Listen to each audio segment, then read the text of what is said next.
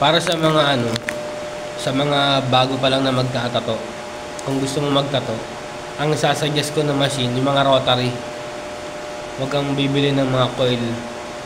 Kasi sabi nung iba, mas maganda raw kung magsisimula ka sa coil. Pero ako nagsimula ako sa coil. Ang sama ng experience ko kasi sa coil. Ang hirap una ron, ang hirap mag-adjust. Adjust mo yung spring, yung pumapalo na ganun, para pumalo rin yung karayom. Ang hirap nun. Para sa akin na nahihirapan ako sa coil. Papahirapan ka talaga. Tas mabigat pa. Nakakangalay siya sa kamay. Sa muscle sa kamay. Hindi katulad ng mga rotary. Sa coil muna pala. Tsaka sa coil, ang problema sa coil, maingay siya. Hindi siya pwede sa gabi. Magigising yung mga taong nasa paligid mo. Halimbawa, may mga tulog na.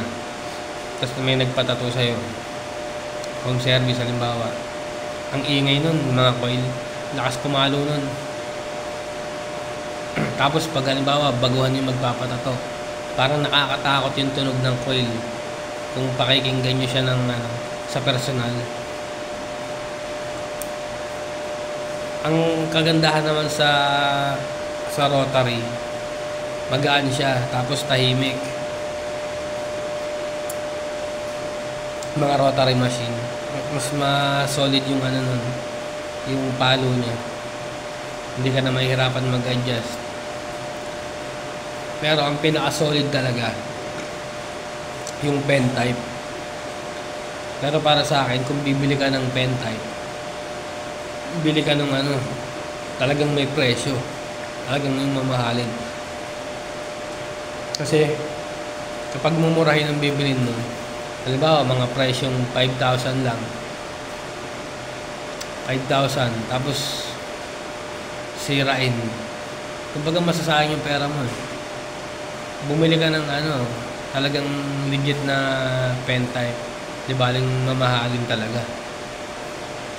Kasi nakita ko parang mga 75,000 ng ganun ang presyo rito. Ang original ng pen type, mga 75,000. Pero solid ka na nun. Yung mga sikat na mananato, sila Ibarra, ganun ang gamit mga pen type. Ang kinagandahan kasi sa pen type, wala na siyang wire. Hindi ka na maaabala, hindi na siya sasabit-sabit. Pag pen type kasi, isang diretso lang siya. Kumbaga, ayan, mas madaling iikot yung machine, madaling mong paglalaruan. Hindi katulad ng mga wire. Hindi mo siya maiikot ng basta-basta kasi may wire nga na pwedeng sumabit-sabit kung saan-saan sa'yo. Pwedeng sa tinatatuan mo. Hindi katulad ng pen type, pwede mo siyang iikot ng ganun kadali. Mas madali siyang iikot kaysa sa may wire, maaabala ka pa ng wire. Pero ako gamit ko rotary yung may wire. Kasi wala pa akong pang pen type. Ayoko kasi bumili ng pen type na 1,000 plus lang kasi wala akong tiwala sa kahit mga 5,000. Gusto ko yung mga di baling mumurahin na rotary. At least kahit pag nasira, hindi ka manghihinayang. Tsaka yung ginagamit ko na rotary, taon ko na rin ginagamit. Napapakinabangan ko pa naman. Okay talaga yung mga pen type. Huwag kayong bibili na ng ng coil. Para sa akin huwag kayong mag-coil. Kasi mahirap talagang gumamit ng coil. Mapapagastos ka lang. Doon ka na sa mga bago-bago ngayon.